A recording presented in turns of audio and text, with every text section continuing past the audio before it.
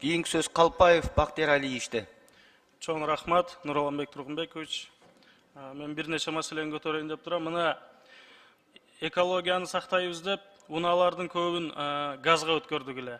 Бүгүнкү күндө мына азыркы сааттарда Бишкек боюнча эч жерде газ жок болуп турат. Ошол себептен ушул газды Алмаз Акынжанович нефтотрейдерлер менен чогуу иш алып барып, ушуну бир тартипке салып берсек, анткени 10 000 деген машиналарыбыз ушу газ менен жүрөт.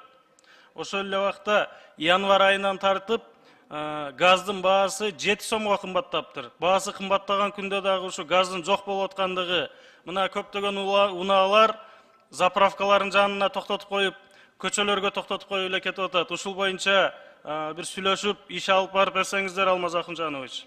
Андан сырткары дагы бир чоң көйгөй бар. Мына Россияда, Казакстанда мигрант болуп жүргөн биздин жарандарыбыз, мекендештерибиз кандайдыр бир себептерден бүгүнкү күндө абакта жаткан биздин мекендештерибиз боюнча айткым келет. Ушу камалып кеткен жарандарыбызды Кыргызстанга кайтаруу боюнча, ушу жазаларын Кыргызстанга кайтарып, Кыргызстанда ошолор биздин мыйзам менен жоопкерчиликке тартылса, ошол эле учурда мына юстиция министрлиги сүйлөшүүлөрдү жүргүзүп иш алып барыш керек. Жогорку кеңеш бул боюнча мыйзам да кабыл алып бергенбиз. Ушул маселенин чечилишин тездетүү боюнча иштерди тездетип берсеңиздер. Мына бүгүнкү күндө ондогон жарандар Кыргызстан боюнча ушул боюнча кайрылып атат. Кыргызстанда ошо жазасын алсын деп туруп. Биздин бул мамлекеттер менен келишимибиз бар.